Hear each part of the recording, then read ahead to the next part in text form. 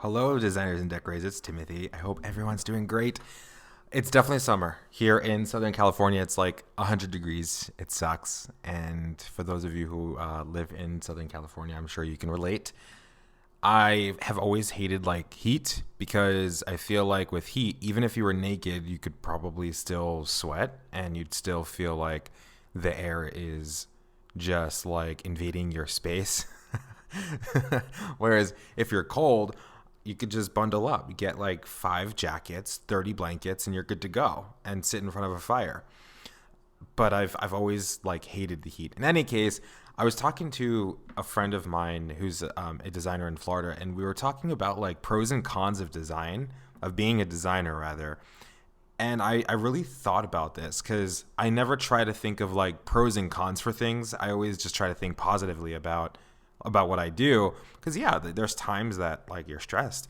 But for me, I had to actually really sit and think about this because there's so many pros and cons. And I wanted to make sure that I even understood my own pros and cons before even talking about it. So that's what this is about. First off, I'm going to talk about the cons because I'm a firm believer that we talk about the shitty shit first. And then we talk about the great stuff. And even some of the great stuff has cons in and of itself. But I'll get to that later. So talking about cons, there's 3 of them specifically. Actually, 4 of them. No, actually, yeah, there's 4. The first is payment. So even though as designers we set our own prices, if a designer is not well known, then you really need to start small and low. When I first started, I think I started at like $60 an hour. And then over the years, as I got more projects under my belt, I started increasing it until I capped out at $175.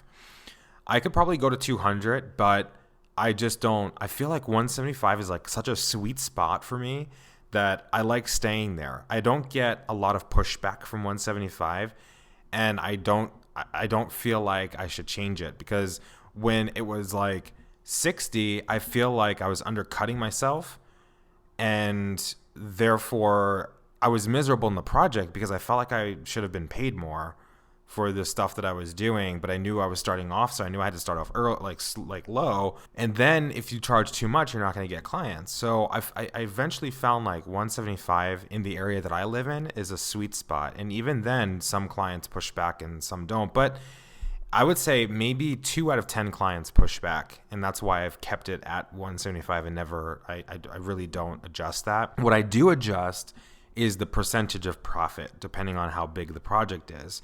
If I know that the project is relatively big and I'm going to make, like a good $50,000 just in profit, then I actually go lower on the percentage of profit because then the projects that are much smaller, I go higher on the percentage of profit. So that way I know I'm making even, a decent amount and it's not going to be not like worth it. Then you feel like the most satisfying part of the career is learning about like someone else and being able to create something specifically for that person. So like the payment part, really, it's like you really have to make it to where the money feels like you're being rewarded for helping your clients. And then there are sometimes too, like some projects where the money doesn't matter because I care more about the relationship with that client and building, like making sure that I can build it to where they're only going to call me. Anyway, going back to payment. So if you're being paid enough and you feel like you're being paid enough, then fine.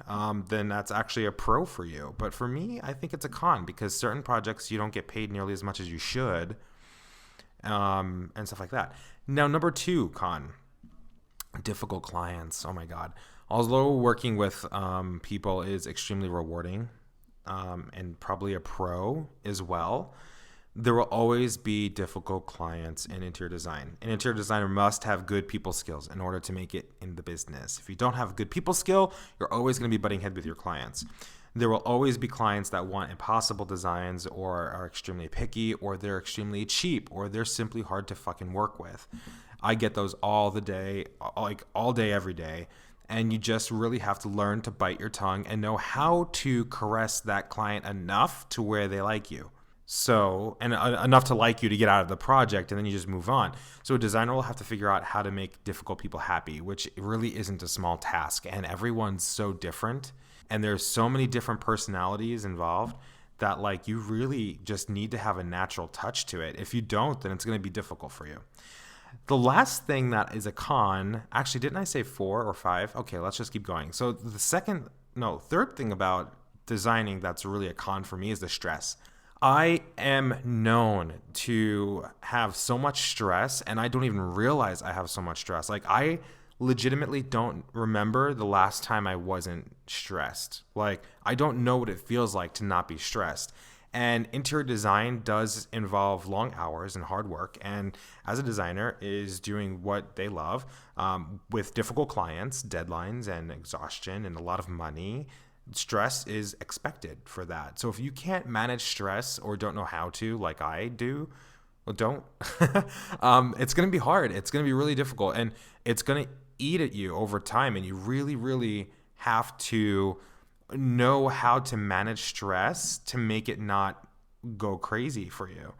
So at the end of the day, you really need to be prepared for long hours, difficult times, and difficult clients. And I think that it's really good from the very beginning to be able to manage your stress. And once you know how to manage your stress, then really clients are nothing in the stress department. The fourth thing I would say is a con is dealing with contractors. I loathe contractors. There are some that and I'm sorry if any of you are contractors. If you're a contractor designer by trade, then I'm sure you're fine.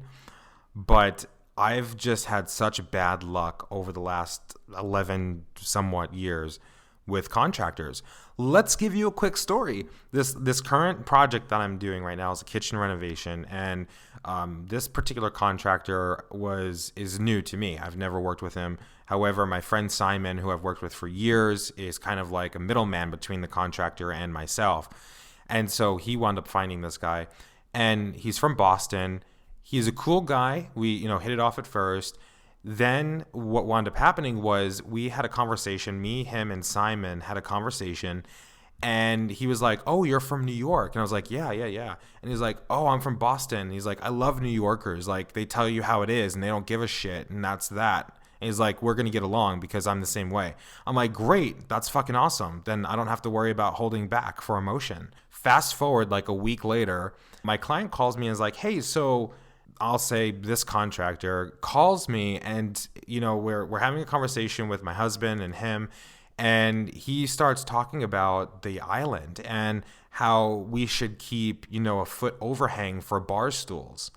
And remind you, like, well before this even happened, during the design process, before we even did demolition, my clients and I already talked about the island having bar stools, and we went against it because the island's too small. You would only be able to fit 2 bar stools in a house of 6 people. So then when she told me that, I called the contractor and I said, "Hey, my client called me and said that you had a conversation with her and their husband about adding bar stools, about adding, like additional overhang for the island, and that, you were suggesting putting bar stools at the end and blah, blah, blah." Remind you, I'm very nice about this. Like, I'm not angry. I'm not yelling. I'm not even deepening my voice to make it sound more intimidating, which I actually do. But so I'm like, yeah, just to prevent any confusion, I just want you to know that this is a design aspect, and I already spoke to my clients about this, and this is something that we, collectively decided not to do. So I would really appreciate it if, you keep working on construction. If, you have design ideas that you'd like to share, please share them with me, as I'm the designer. That's what my clients are hiring me for. And you just focus on contracting. Like, the last thing I want for you to do is stress out having to worry about other stuff that you weren't hired to do. So he gets very defensive and starts justifying it. I was like, you don't really need to justify yourself. Like, the clients hired me for design. Just, keep to construction. So then Simon calls me and says, "Oh, hey, so the contractor doesn't want to talk to you ever again." Wait, so you're telling me, like, we had a conversation a couple weeks prior, and him, like, giving me kudos for being the type of person that tells you how it is, and he appreciates that. But then when I tell you to stay in your lane, now I'm the bad person. Anyway, That's another con for me, is dealing with contractors. Some contractors just want to be designers, and I get it. This is a very great industry to be in. If you want to be a designer, sure, go ahead, be a designer, but not on my project. Then you could do design on your own project. So we still don't talk. I've tried to reach out multiple times, and he's just being a child about it. This is like a 40-something-year-old guy that that I hurt his feelings because I told him to stay in his lane. Okay. Whew. Now, okay, that's like what I'm talking about, stress. So basically, let's go to pros. There's a lot of pros in my mind, but I'm going to just do maybe 3 or 4 of them. The first is the creative process. The creative process is in really the best part of it, because I can take, my ideas and what I've learned in, over the years and stuff, and make kitchens beautiful. I love being creative in kitchens, trying to figure out ways to better enhance the client's experience in their own kitchen. So I would say like the creative process is the number one pro for me. I'm very, very fortunate to have clients that allow me to kind of, fly with the wind when it comes to the creative process. And so that's really great to have. If you get a client that's like, hey, Tim, or hey, whatever your name is, here's the budget, here's what we need to do, just go do it, and we'll tell you how we feel. That's the best part. Then there's advancement. So the advancement in the design industry is solely relies on each individual designer. So when we talk about the advancements, obviously if you're working for yourself, the sky's the limit. You can advance wherever the hell you want. If you're working for a design firm, there's even more advancements to going from junior designer to senior designer, maybe other here and there, and eventually maybe even partner. The sky really isn't the limit when you're working for another designer. When you're working for yourself, the sky's the limit, because you could do as much as you want or as little as you want, and no one's going to tell you otherwise. Then number 3 is interaction. So designing grants the opportunity to meet and interact with a variety of different people. I've loved being able to meet so many different people in this industry, and being able to make connections and grow my network. And I love being able to say, hey, I know someone for that. And growing those, connections. You will get the privilege of designing, an array of various in-home designs for different clients and different size projects. And designers often feel that the most satisfying part of the career is learning about someone else and being able to create something specifically for that person or the family. And I think that's really been like a huge pro too, and would probably almost go up as high as the creative process. But then the catch-22 to that is, if that client is shitty, then that interaction is not going to be good. So really, it just depends on the client. Sometimes the interaction is amazing. Sometimes the interaction is difficult. And the same thing kind of goes for the interaction with the vendors too. Like if the vendor's great, then the interaction will be great.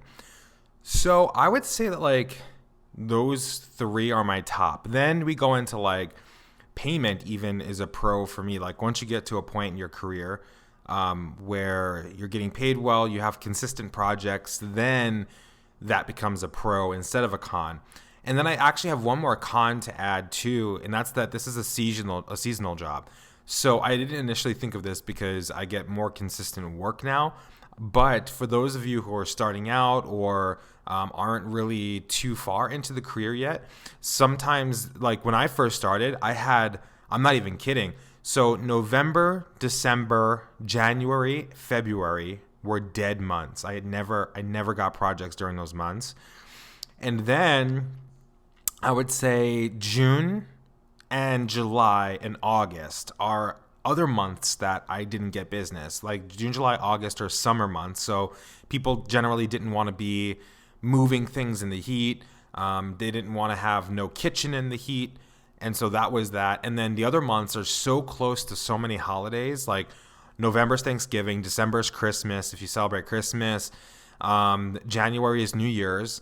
Then you have February, people are kind of broke from all the holiday. And then March and April is around tax season, so they get their tax money, and that's why the busy seasons come from there. So really it depends on an individual basis, like your business and like what makes you have pros and cons. But it's really interesting. I would really urge people to sit down and look at the pros and cons themselves and really try to fix like certain parts of the business to try to make a con. I was about to say something else. Try to make a con a pro and go from there and just try to, convert those bad parts of the business to good parts. If you're getting difficult clients, then maybe you should start, a questionnaire to try to catch those red flags before you even get into a project. If you have stress, then maybe talk to your doctor and figure out if there's maybe medication that you need to go on, or maybe if there's alternative ways that you can manage that stress. And then with, payment, if you're not satisfied with what you're getting paid, it's either the area that you're living in, the clients that you're getting, but reevaluate that and try to maybe increase it every single project until you cap out. But I would say those are my pros and cons.